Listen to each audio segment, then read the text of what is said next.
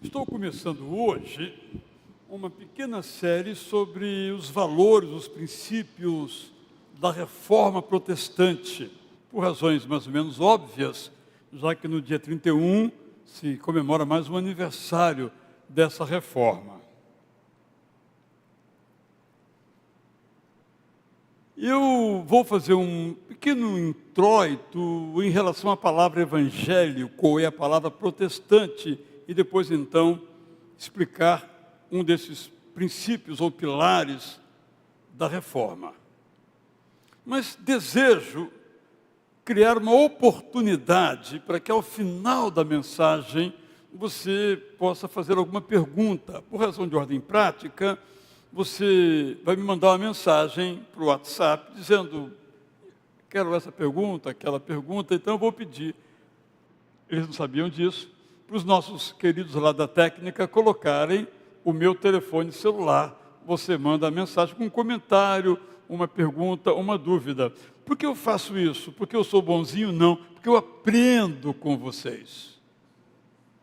Porque às vezes a gente tem expressões, palavras que parecem tão, aspas, obrigado, óbvias, mas não são óbvias. Eu vou ilustrar. Eu sou professor de História do Cristianismo, deixa para lá, há, 50 anos. E uma pessoa me fez uma pergunta: de onde vem o termo evangélico? E eu não soube responder. Eu tive que pesquisar, porque a resposta que a gente comumente dá está correta, mas é incompleta. Evangélico vem de quem segue o Evangelho. Mas quando começou a se usar a expressão? Então, está lá, anota aí, para isso ou qualquer outra finalidade, e você pode, então, anotar aí e dizer: olha, eu não entendi tal coisa, ou aquele ponto, aquele outro ponto, que nos domingos seguintes eu vou tratar também de outras considerações. Então, estou chamando a essa série de evangélicos de raiz, usando um pouco dos termos empregados, não é? Perdoados pela fé. A minha grande preocupação pessoal e também teológica é como aquilo que nós pregamos, a nossa mensagem, faz sentido. Essa é uma questão. Como é que as coisas fazem sentido? Porque às vezes nos acostumamos a dizer umas coisas, mas não perguntamos: você entendeu? E às vezes as pessoas não entenderam. Mas faz de conta, e a vida segue. Vou dar um exemplo.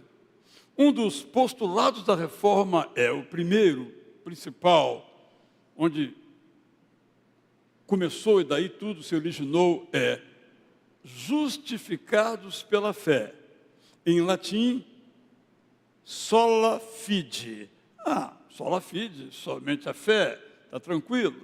Mas o que é justificado pela fé? Eu acho que essa expressão não faz o menor sentido. Do jeito que está escrito, justificado pela fé. Se você tiver um colega e o que é ser crente? Aí ele já responde: não, é quem é justificado pela fé. Não vai entender.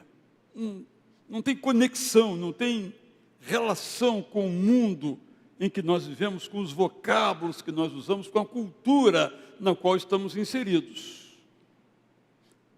Nós, como comunicadores do Evangelho, você, eu, todos somos, vocês sabem que comunicação é quando o comunicador e o comunicado, ou o emissor ou o receptor, se encontram.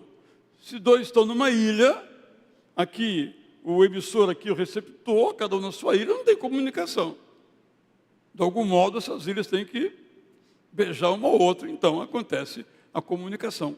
Por isso eu vou me ater hoje à expressão justificados pela fé, que é esse postulado essencial, e vou mencionar os outros. Então eu começo dizendo sobre a palavra evangélico. É óbvio, se você pegar um dicionário de etimologia, e eu tenho alguns, e perguntar: evangélico, que segue os evangelhos, ou, no singular, o evangelho. Está bem respondido, mas está incompleto. Quando é que essa palavra começou a ser usada? Tem 500 anos. Segundo o dicionário etimológico Oxford, que é o mais importante do mundo, a primeira vez que essa palavra foi usada foi numa correspondência, uma carta, entre o rei Henrique VIII e Martim Lutero, isso em 1527. Por isso que eu disse que tem 500 anos, falta um pouquinho aí, que essa palavra foi pela primeira vez usada em inglês. Evangelical, obviamente. E Henrique VIII estava dizendo que a sua igreja era uma igreja evangélica, isto é, não era católica, no sentido dos sistemas até então vigentes. O termo não foi empregado comumente. Um pouco depois, um tradutor da Bíblia chamado Tyndale escreveu que nós buscamos viver segundo a verdade evangélica. Não nos parece tão óbvio. No entanto, só em 1531, por Tyndale, foi empregada. Quando surgiu a igreja luterana, em consequência na Alemanha das pregações de Lutero, ela passou a se chamar igreja evangélica, em alemão, obviamente. Uma das primeiras igrejas surgidas no Brasil se chamava Igreja Evangélica Fluminense. Depois se tornou Igreja Congregacional. Essa igreja, com esse nome, até hoje existe lá na Rua Camerindo, na região central portuária de nossa cidade. E em 1902 apareceu no Brasil a Aliança Evangélica Brasileira. Nós somos evangélicos ou nós somos protestantes? Então, penso que a maioria dos protestantes, se for perguntada, não saberá responder porque é protestante, no sentido da palavra. E muitas coisas são ditas, mas basicamente bem simples. A palavra vem do latim protestatio, protesto, que na verdade em latim não quer dizer protesto, quer dizer declaração. Protesto foi uma correspondência, uma carta, uma manifestação, uma declaração que alguns príncipes protestantes, isto é, príncipes que protestavam contra um princípio da época. Qual é o princípio? Em latim, cujos regius eius religios. Quem é o dono da regius, da região, é o dono da religião.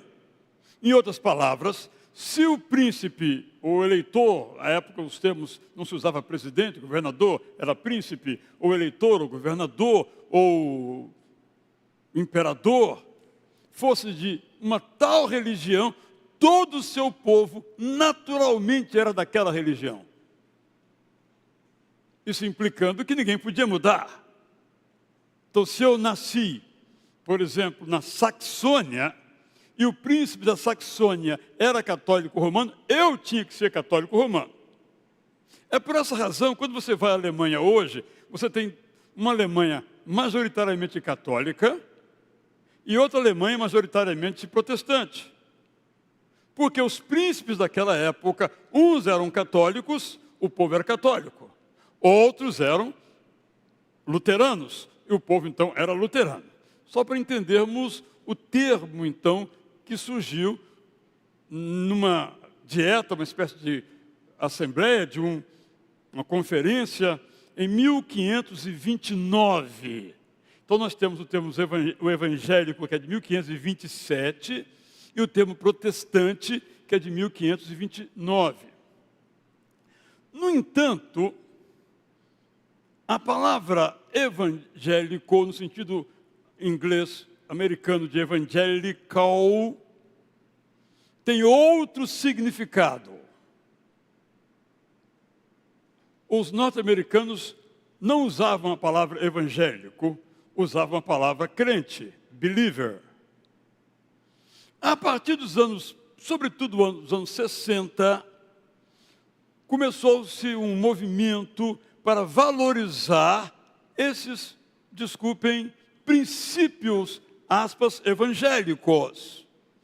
Criaram o termo em inglês, ou mantiveram o termo evangelical, que é o mesmo evangélico, mas significando essa ênfase ao nascimento de novo, à autoridade das Escrituras, daí que vem o movimento chamado por alguns de evangelical, mas que eu traduzo como evangelicista, porque evangelical é evangélico, mas evangélico para nós é uma coisa, evangelical ou evangelical é outra coisa. Espero estar sendo bastante claro nessa exposição de palavras, apenas das palavras. A Reforma Protestante teve 4 pilares. Infelizmente, desde o começo do século XX apenas, e tão somente desde o começo do século XX, cunhou-se a ideia de que são 5 pilares. Sola fide, solus Christus, sola Scriptura, sola gratia, soli Deo gloria. Mas não são 5, são 3. Eu vou explicar. Qual a diferença entre sola fide e sola gratia? Nenhuma. Porque a sola fide diz que a salvação se dá pela fé, por causa da graça de Jesus. Portanto, sola gratia ou sola fide é a mesma coisa. Não faz sentido isso. A outra expressão que vem a partir do pensamento de Calvino e do presbiterianismo, sobretudo a Confissão de Westminster, é soli Deo gloria. Soli Deo gloria é algo como tudo para a glória de Deus. Ora, esse não é um princípio teológico. É um princípio existencial. Mas não está na origem da Reforma Protestante, é um desenvolvimento posterior e não é um pilar. Então, os princípios da Reforma são sola fide, só 3, solus Christus, sola Scriptura. Então, eu vou falar sobre cada um deles. Hoje estou falando sobre, então, o sola fide. Somente a fé, literalmente, ou somente pela fé. O que é que vem somente pela fé? E aí nós enfrentamos um problema antropológico, cultural. A salvação é somente pela fé. Mas salvação de quê? Se você se identifica com seu colega lá no prédio, seu vizinho, diz, eu sou salvo por Jesus. Ele lhe perguntará, salvo de quê? Estou sempre voltado para a nossa responsabilidade evangelizadora. Porque nós somos comunicadores da graça de Deus. E não temos apenas que dizer, nós temos que ser compreendidos, entendidos, para que haja comunicação, então haja conversão, senão não haverá. Porque nós cremos que o Evangelho nos chega por 2 vias, a via da razão e a via da emoção. As 2 coisas estão juntas, ou o sentimento, se assim nós queremos dizer. O problema, portanto, do ser humano é a sua natureza pecaminosa. Claro, dizer isso nos coloca num grande problema, mas a isso temos que dizer. Conquanto as pessoas têm dificuldade de aceitar, nós somos pessoas cuja natureza, palavra que não é muito boa, mas é que nos ocorre, cujo jeito de ser é pecaminoso. Eu e você tendemos a agir e a reagir de um modo pecaminoso. O que é o pecado? Termo teológico clássico. Pecar é fazer aquilo que Deus não aprova. É aquilo que fazemos que está fora do propósito de Deus para nós. Isso é pecado. Ele diz, ame o seu próximo. Nós amamos, ótimo. Mas amamos para que ele nos ame. Já não amamos, porque a nossa natureza corrompe tudo aquilo que nós fazemos, porque nós somos pecadores. É claro, repito, que é muito difícil a gente dizer isso às pessoas, porque as pessoas, não sei de onde tiraram isso, acham que são boas. E tanto isso é verdade que no mundo não tem guerra, no mundo não tem conflito, no mundo não tem fome, no mundo não tem desigualdade, e nós somos bons. É uma contradição, mas as pessoas continuam insistindo nesse ponto. Por isso que eu sempre digo que o Evangelho, que é boa notícia, daí Evangelho, a palavra Evangelho não é língua portuguesa, é grega, é uma transliteração. Não é uma tradução, é uma transliteração. Tanto é que, por exemplo, Eugene Peterson, em A Mensagem,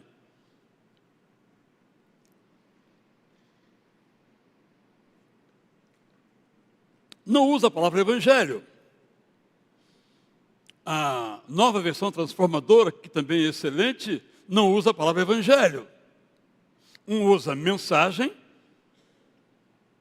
ambos usam basicamente mensagem. Corretamente entendem que evangelho é grego, não é língua portuguesa. No entanto, como eu sou muito conservador, vocês sabem disso, eu mantive, na minha tradução, evangelho, porque eu acho que já é de domínio comum. É a boa notícia da salvação. Estou aqui buscando mencionar salvação de quê? Desde que então o homem se afastou de Deus, Gênesis capítulo 3, o homem precisa retornar ou ser reconciliado com Deus. Estou dando alguns sinônimos para a palavra salvação, para que haja um entendimento, haja uma compreensão, haja comunicação. Então, nós, por decisão própria, não só por causa dos primeiros pecadores, Adão e Eva, somos pecadores.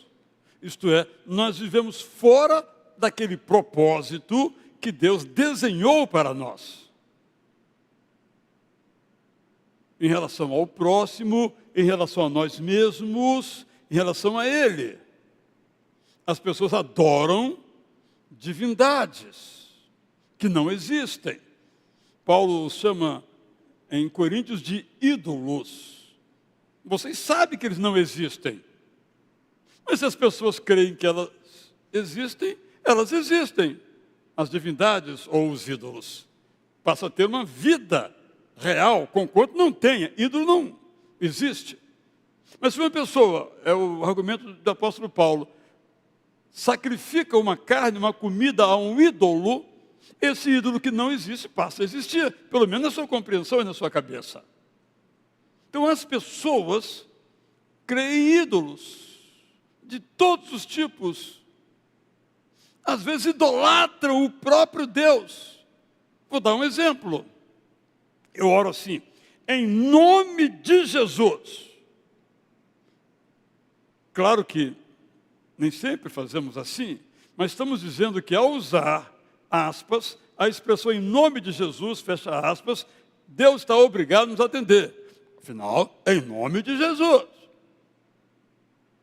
Idolatria de uma expressão, de uma palavra. É isso que estou buscando mencionar. De que é que somos salvos? Nós somos salvos de nossa natureza pecaminosa. Não quer dizer que depois de salvos, essa é uma expressão que eu acho que ainda faz sentido, nós não voltaremos a pecar. A diferença é que nós, quando pecamos, reconhecemos, advertidos por nós mesmos, por um pregador, pelo Espírito Santo diretamente, que nós temos que dar uma meia volta nas nossas atitudes, nossos sentimentos, nossos pensamentos. Mas isso não quer dizer que o pecado, para usar a expressão de Pedro belíssimamente, não nos ronde como um leão pronto para tragar a sua presa. Em outras palavras, embora eu seja salvo pela graça, eu vou entrar nesse tópico agora, não estamos isentos de pecar, porque nós somos naturalmente pecadores. Já mencionei aqui algumas vezes, houve dois grandes teólogos nascidos no final do século XIX, um se chamava Emil Brunner e outro Karl Barth. E eles debatiam teologicamente, embora no fundo fosse do mesmo campo, mesma época, o mesmo tipo de pensamento. E a grande questão que até hoje penso que é muito atual para nós é a seguinte: a imagem que Brunner fez no livro chamado Divino Imperativo foi a seguinte: um quadro, imagine um quadro, moldura e o quadro. Nesse quadro está o ser humano,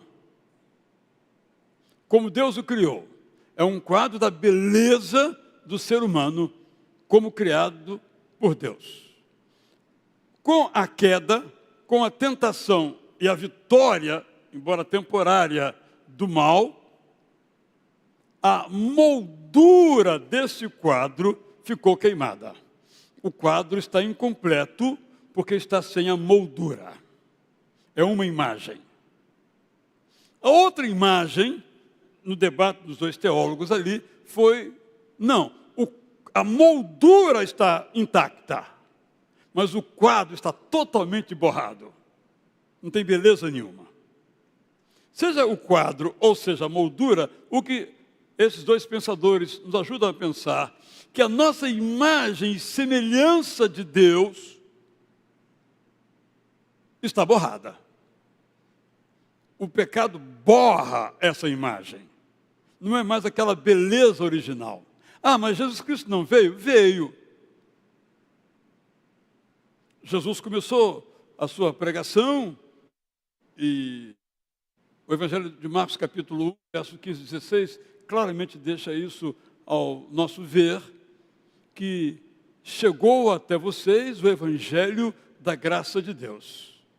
Arrependam-se e creiam no Evangelho. Quando Jesus envia os seus emissários para pregar, ele então viu que as hostes malignas eram humilhadas a partir da pregação, uma imagem, uma metáfora para dizer que Satanás era vencido, era derrotado, quando lá no Éden ele foi o vencedor.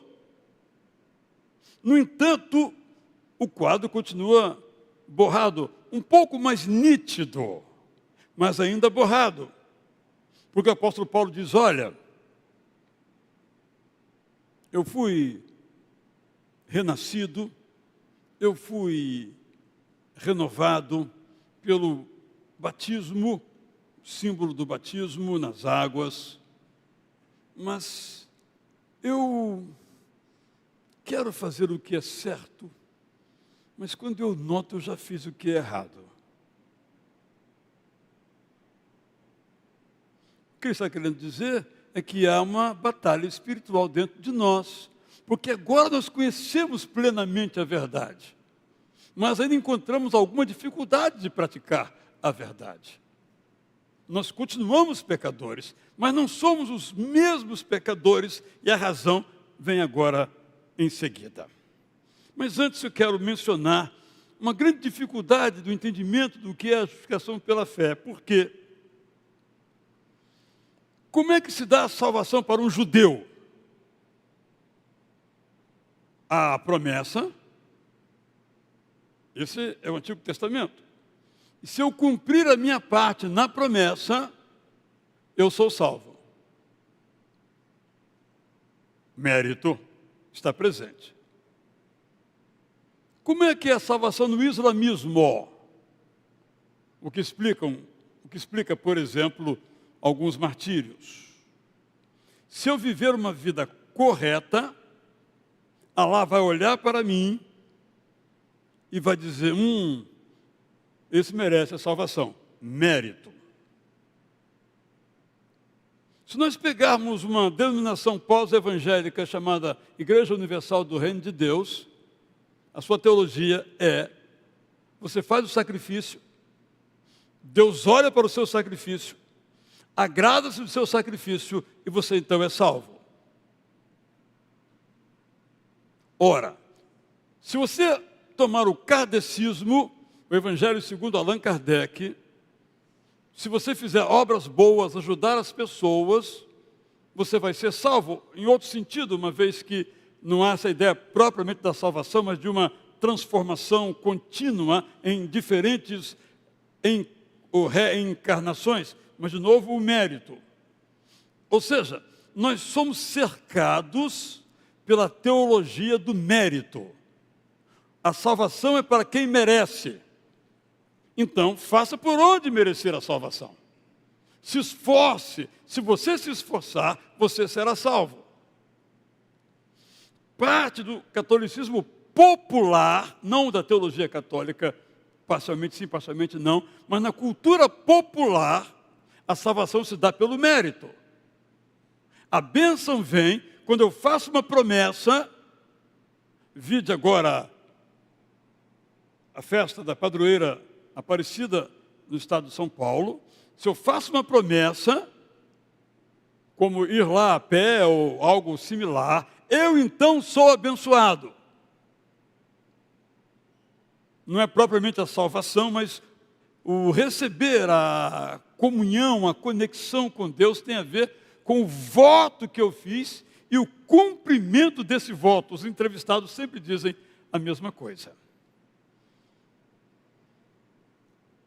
No entanto, o cristianismo, chamemo-lo agora evangélico, já definimos a palavra, segundo lemos no Novo Testamento, genericamente chamado de evangelho, não só nos evangelhos, é que a salvação se dá pela graça. O que, claro, reconheço, gera algumas dificuldades. Essa ideia da salvação, estou usando só salvação, daqui a pouco falo de justificação, entrou na nossa cultura a partir da experiência de um homem chamado Martim Lutero, ou Martim Lutero. Esse homem, a história é bastante conhecida, era um notável professor da Universidade de Wittenberg. Com a ebulição religiosa na Alemanha, alguns líderes ou governantes ou eleitores, como eram chamados, ou governadores, diríamos nós, nas várias Alemanhas, alguns destes eleitores criaram em seus eleitorados, seriam hoje comarcas, digamos assim, universidades, entendendo que o povo devia ser educado para que então rejeitasse aqueles ensinos ditos cristãos que não eram cristãos, conquanto houvesse aí algum outro tipo de interesse, basicamente era isso, a democracia a partir do conhecimento, do estudo, da aprendizagem. Então se criaram universidades, uma delas era em Wittenberg. E um de seus professores se chamava Martin Luther, ou Martim Lutero. Ele, então, tinha um problema pessoal. Mas esse problema pessoal, ele repercutia um problema de toda a Europa. Porque a Igreja Católica ensinava o seguinte, se você pertencer à Igreja, está tudo tranquilo para você. Não só no futuro, como no presente. Porque a salvação é igual ao pertencimento à Igreja, leia-se Igreja Católica. Só que a Europa começou a passar, a partir do século XIV, por muitos problemas. Pandemias, guerras, pestes, assaltos, protestos anárquicos, E aquela paz organizada começou a ficar altamente insegura. Aquela segurança do período feudal simplesmente desapareceu. As pessoas não tinham mais certeza de nada, convicção de nada.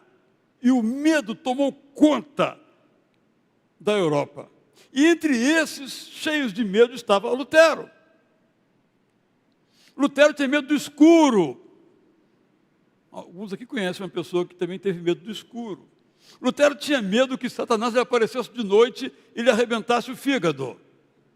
Era um homem movido a medo. Tanto era movido a medo que um dia, fazendo uma viagem, veio uma tempestade. Ele disse: Deus está me castigando, eu vou morrer. Valha-me Nossa Senhora. No caso, Santa Ana. Se a senhora me livrar, eu vou virar monge. O pai dele ficou desesperado, porque queria que ele fosse advogado e ganhasse muito dinheiro. E aí, ele se tornou monge. Mas ele continua angustiado. Ele continua sem o seu problema ser resolvido de modo pessoal, repercutindo o problema do mundo então conhecido, a Europa. Mas era um estudioso brilhante, tornou-se doutor com 20 e poucos anos de idade, mestre, doutor, era um homem dos livros, da literatura, da filosofia, mas não encontrava aquela paz que nós chamamos de paz interior, a paz da salvação. Para onde é que eu vou depois que eu morrer? Aqui eu sei que não tem jeito, aqui a minha vida vai ser uma tragédia mesmo, é medo mesmo, não tem jeito. E depois? Será que eu vou viver no céu ou no inferno? Essa era a pergunta dele. Então ele foi preparar sua aula de grego. Ele era professor de grego na Universidade de Wittenberg. E aí ele começou a ler o livro de Romanos, que era o livro texto das suas aulas. E ele estudava numa sala lá no alto do mosteiro. E ele disse que quando ele leu um certo versículo, uma luz, como vindo do alto mesmo, adentrou dentro da sua vida e tudo passou a fazer sentido.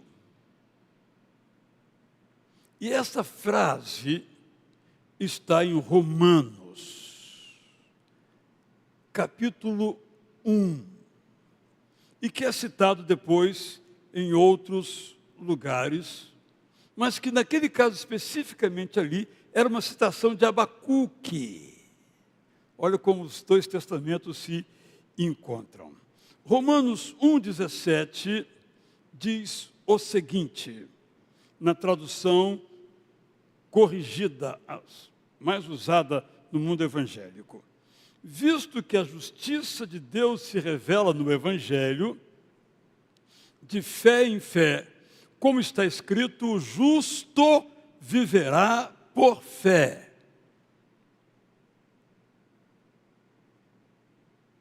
Em Abacuque 2,4, esse texto está lá dizendo assim: eis o soberbo, sua alma não é reta nele, mas o justo viverá pela sua fé.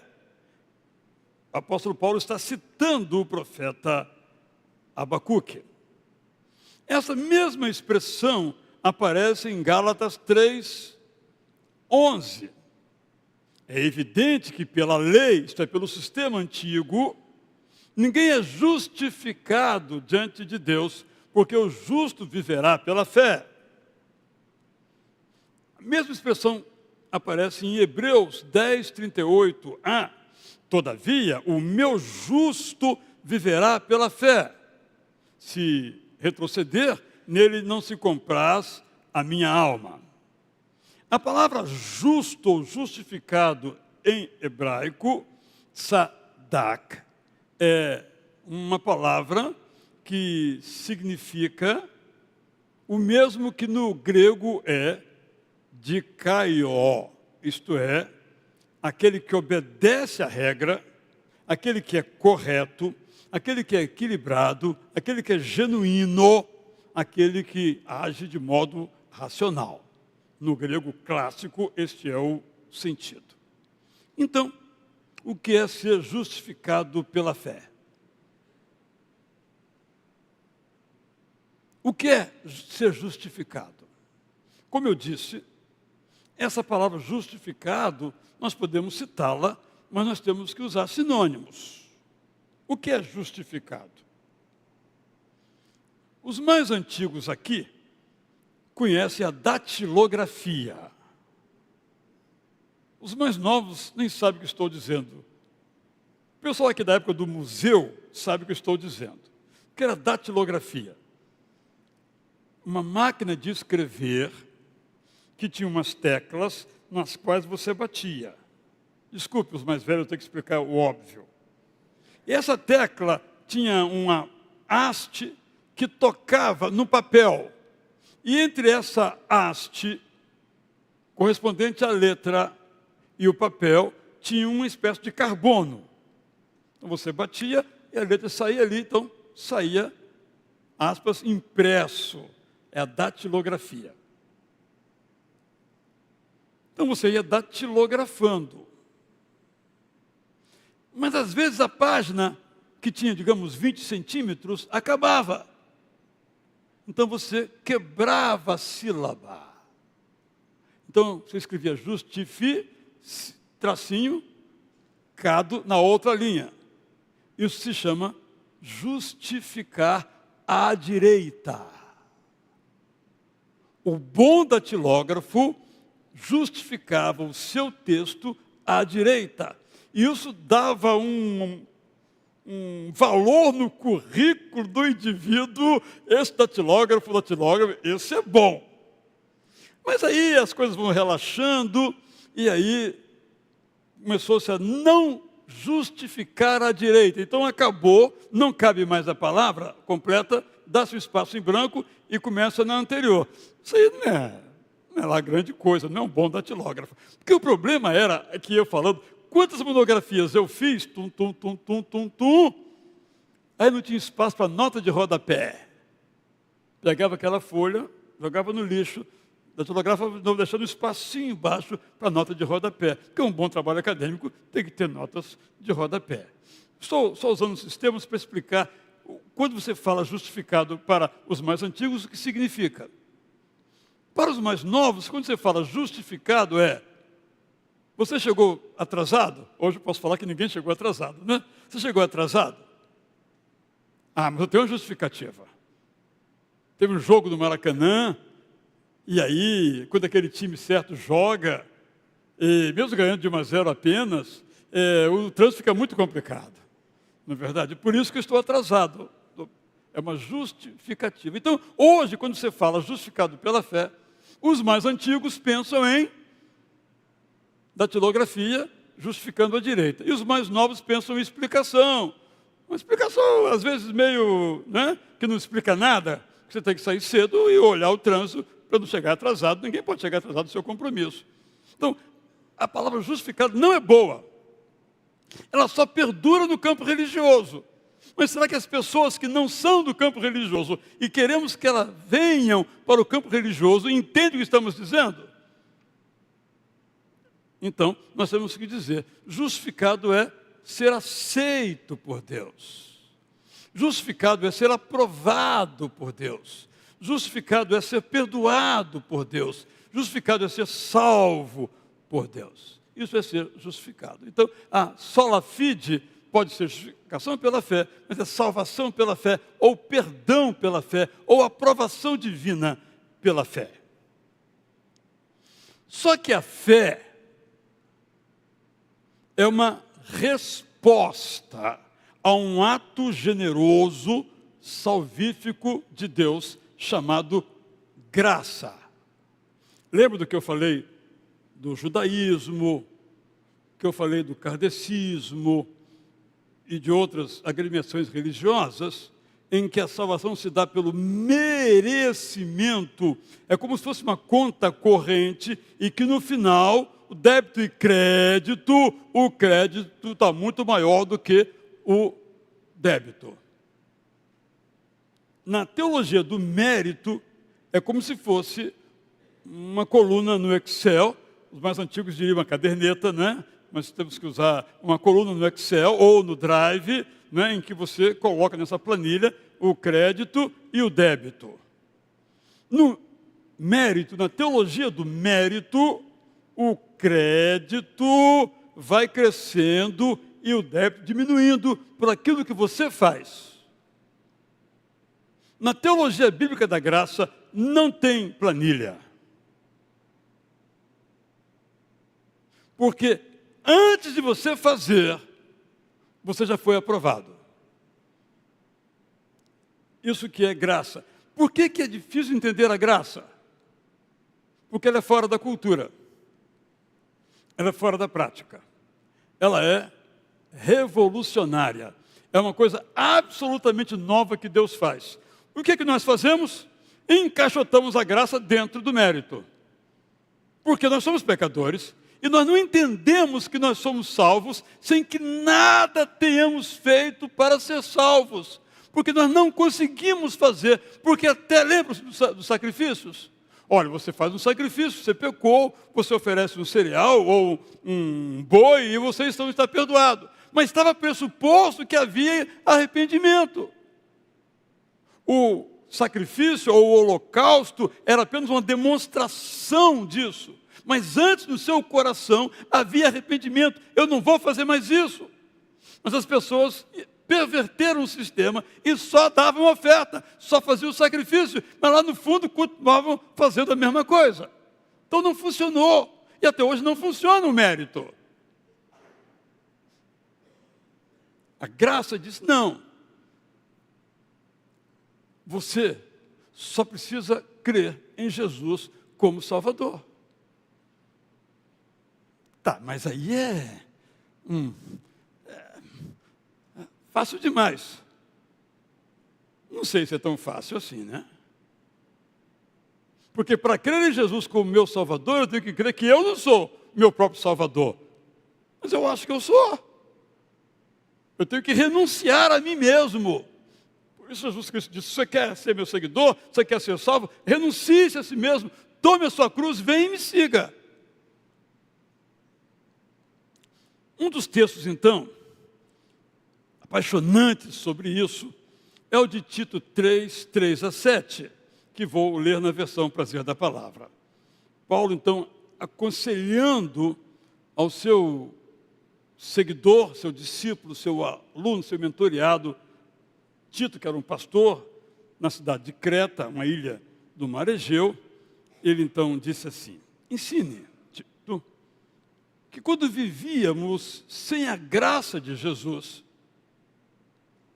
éramos tolos, rebeldes, iludidos, escravos dos vícios e dos prazeres.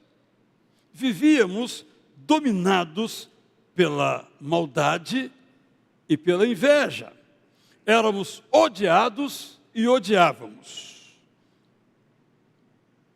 Vamos parar aqui. Isso nos descreve antes de Jesus? Ou ainda nos descreve plenamente? Se ainda nos descreve plenamente, nós não vivemos ainda na graça de Jesus. É nisto que claramente cremos. A bondade de Deus, nosso Salvador, se mostrou completa para nós. Por amor, Ele nos salvou. Ele não fez isso porque fazíamos coisas boas, mas por causa da sua compaixão. E aqui certamente Paulo está pensando na sua própria vida.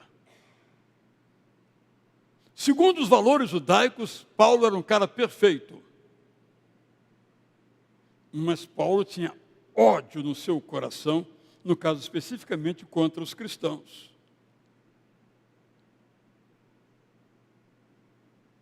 Então, Paulo se lembra que Jesus o encontrou no caminho para Damasco, onde ele não ia fazer uma coisa boa.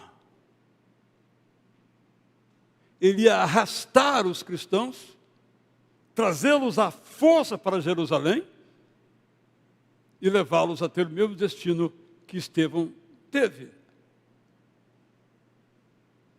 como lemos no livro de Atos. O que Paulo merecia? A morte, que ele queria para os outros. Assim é a regra da lei. O castigo. Ele era mau. Mas esse mau Saulo, Jesus veio ao encontro dele e salva Saulo. Isso é a graça. Eu sempre gosto de brincar, se eu fosse Deus, não salvaria Saulo. Eu dava uns tecos nele. Como é que um cara faz isso com quem segue a Jesus? Vamos prender esse cara no mínimo 40 anos de cadeia.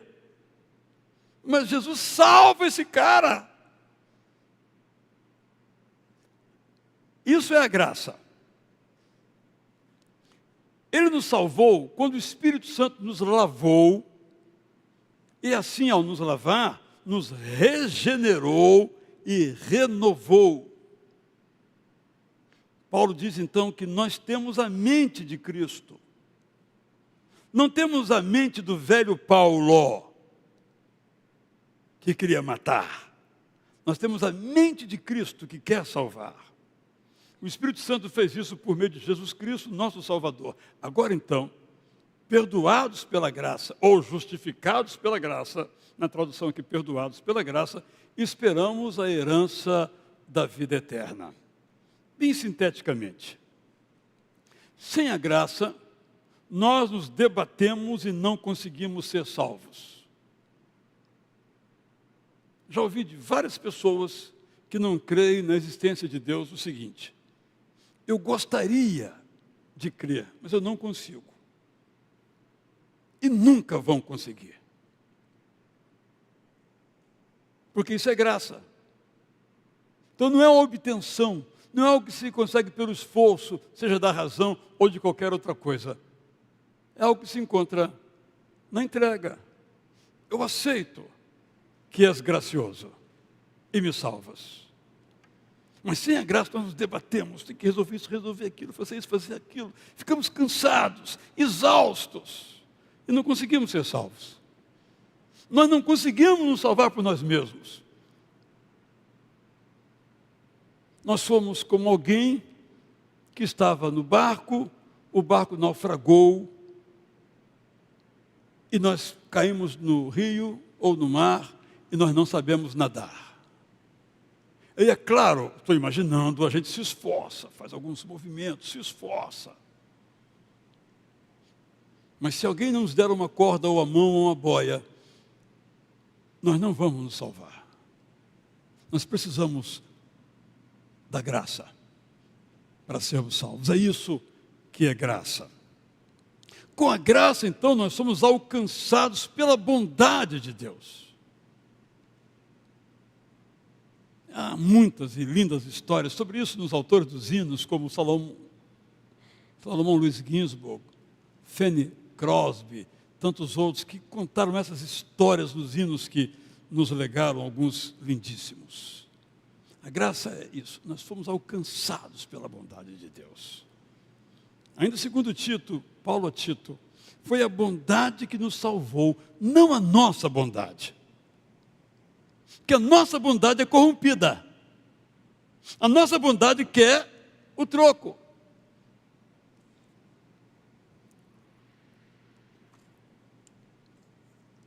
Um amigo dizia assim: minha mãe me ensinava que quem agradece merece um novo favor. Eu dizia a ele: espera aí, então você não agradece? Você está propondo um negócio. Que é o que nós fazemos, né? Em certo sentido ele estava com razão, mas à luz da graça estava errado. Porque até a bondade, até o amor conjugal, que é tão profundo, nós corrompemos. Nós corrompemos até a compaixão, nós corrompemos o amor de Deus, porque nós somos naturalmente egoístas, que temos laivos de bondade, no máximo. Mas dizer que eu sou bondoso, você está completamente equivocado se você pensa isso. E se você pensa isso acerca de você mesma ou de você mesmo, de igual modo o equívoco está aí presente. Pela bondade, nós não temos futuro. Mas a graça de Deus nos transforma, esse presente que Ele nos dá. A graça nos leva à vida nova. E essa vida é nova porque ela faz coisas boas. Então, há sempre uma dificuldade, como que se a graça não precisasse que nós fizéssemos coisas boas,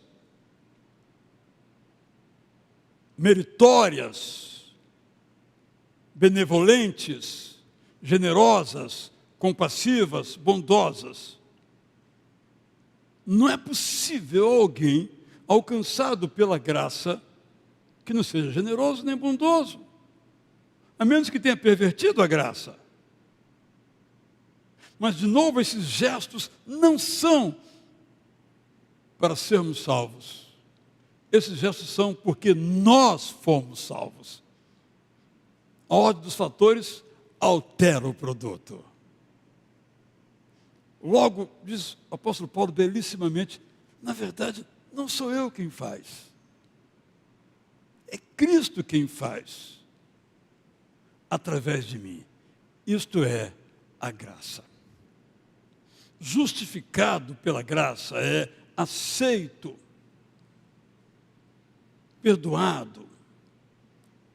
Isto é, primeiro e fundamental princípio do Evangelho. Não há comércio, não há troca, não há merecimento, há uma relação realista, trágica até, com aquilo que nós somos. E a graça nos transforma. Não é uma autotransformação. É claro, irmãos e irmãs, que o estudo, a autotransformação, no sentido de esforço, de autodesenvolvimento, são coisas valiosas, são coisas importantes, de mudança nossa, mas não no território da salvação. No território da salvação, alguém já brincou dizendo isso, a única coisa que nós fazemos é pecar. Claro que não é a única coisa. Nós também aceitamos a oferta. Então, esse é o primeiro princípio da reforma, que podemos genericamente chamar então de sola fide. Justificação pela fé, salvação pela fé, perdão pela fé, aprovação pela fé, salvação pela fé, aceitos por causa de nossa fé, que é uma resposta à graça. Eu posso então pegar os evangelhos, ver tudo aquilo que Jesus Cristo fez. Ele disse, olha, quem quer ser perdoado, eu vou morrer na cruz. E quando eu morrer na cruz, o meu sangue será derramado. E esse sangue derramado na cruz, a imagem que ele usa, vai purificar todos aqueles que se colocam debaixo dessa cruz. É uma metáfora que contém uma profunda realidade. Depois os apóstolos vão dizer que nós somos salvos pelo sangue. Por que salvos pelo sangue? Porque no Antigo Testamento as pessoas eram salvas pelo sangue de animais que ofereciam. Mas agora na graça é o sangue de Jesus que foi oferecido.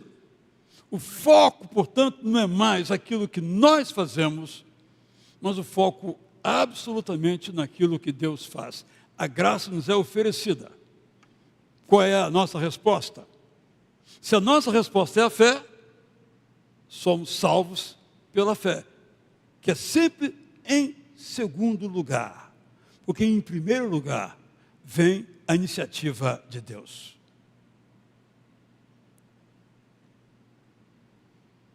Enquanto as religiões em geral, isso é importante, já foi notado por alguns autores do passado, é o homem em busca de Deus. A religião de Jesus Cristo é Deus em busca do homem. Porque o homem em busca de Deus, ele encontra qualquer coisa. Até talvez encontre Deus. Mas Deus em busca do homem, se nos deixarmos achar, porque a nossa vontade tem o seu lugar, a salvação acontece. Porque é pela fé, é a graça de Deus a nós oferecida. Espero, caríssimos, caríssimas, ter ajudado no entendimento do que é ser salvo pela graça mediante a fé em Jesus Cristo. Este é o fundamento daquilo que nós, evangélicos, para usar essa expressão, ou protestantes, ou batistas, cremos. E o meu desejo é que cada pessoa conosco aqui ou em casa, ao vivo ou a posteriori, olhe para si mesmo e faça a mesma pergunta de Lutero. Até quando eu viverei na angústia e na incerteza? Até quando eu serei atormentado pelo medo? Até quando a insegurança regerá a minha vida? E depois que eu morrer, o que será feito de mim? A Bíblia responde e diz